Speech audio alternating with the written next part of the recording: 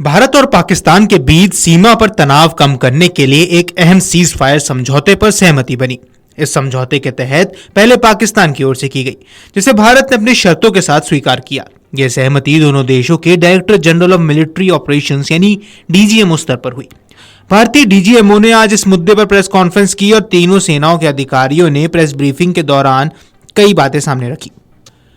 Air marshal A K. Bharti, lieutenant general Rajiv Ghai, vice admiral A N. Pramod और major general AS. Sharda ने भारतीय सेना की कार्रवाई पर जानकारी दी।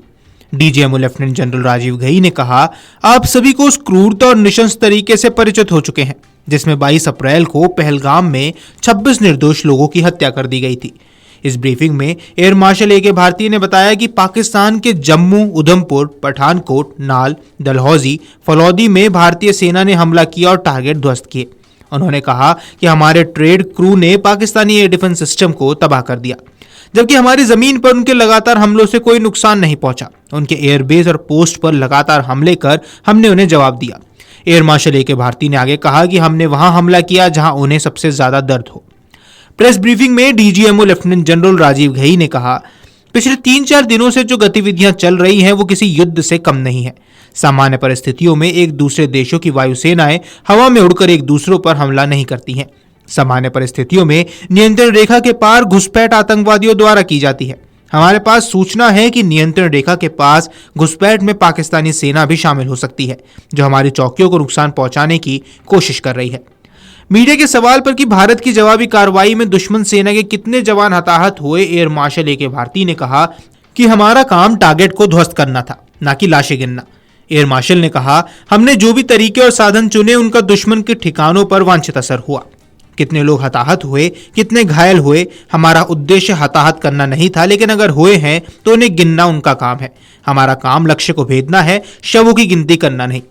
भारतीय सेना के DGMO lieutenant general Rajiv Ghai ने साफ किया कि अगर पाकिस्तान ने सीज फायर का उल्लंघन किया तो सेना माकूल जवाब देगी।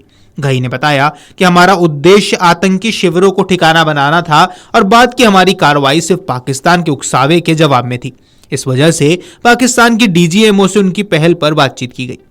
हालांकि अपेक्षित रूप से पाकिस्तान ने 10 मई को कुछ ही घंटों में संघर्ष विराम का उल्लंघन कर दिया। अगली बार संघर्ष विराम का उल्लंघन होने पर सेना के कमांडरों ने जवाब देने में खुली छूट दी।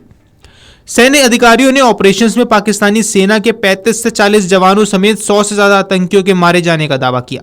ऑपरेशन सिंदूर के बाद पिछले दिनों कुछ हवाई अड्डों और सैन्य डंपों पर पाकिस्तान की ओर से लगातार हवाई हमले किए गए, लेकिन भारतीय सुरक्षा बलों ने सभी हमलों को विफल कर दिया। Air marshal A K. भारती ने कहा कि हमने दुश्मन पर वहां वार किया जहां उन्हें सबसे ज्यादा नुकसान हुआ। मीडिया ब्रीफिंग के दौरान वाइस एडमिरल ए.एन. प्रमोद ने कहा कि भारतीय नौसेना की जबरदस्त ताकत देख पाकिस्तान को युद्ध विराम के लिए मजबूर होना पड़ा। बता दें कि भारत ने कराची को निशाने पर रखते हुए अरब सागर में आईएनएस विक्रांत को तैनात किया है। वाइस एडमिरल ने चेतावनी देते हुए कहा कि इस बार अगर पाकिस्तान कोई कार्रवाई करने की हिम्मत करता है तो पाकिस्तान जानता है कि हम क्या करने जा रहे हैं। Air marshal A K. भारती ने आगे कहा कि 8 और 9 मई के रात 10:30 बजे से हमारे शहरों पर ड्रोन और यूएवी से बड़े पैमाने पर हमले किए गए, जो श्रीनगर से नालिया तक किए गए। हम तैयार थे और हमारी वायु रक्षा तैयारियों ने सुनिश्चित किया कि जमीन पर या दुश्मन द्वारा तय किसी भी लक्षित लक्ष्य को कोई नुकसान न पहुंचे। एक संतुलित प्रतिक्रिया से हमने एक बार फिर लाहौर और गुजरावाला में सैन्य प्रतिष्ठानों, निगरानों, रेडार साइट्स को निशाना बनाया।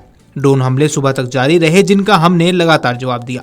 ड्रोन हमले लाहौर के नजदीक कहीं से किए जा रहे थे। दुश्मन ने अपने नागरिक विमानों को भी लाहौर से उड़ान भरने की अनुमति दे दी थी।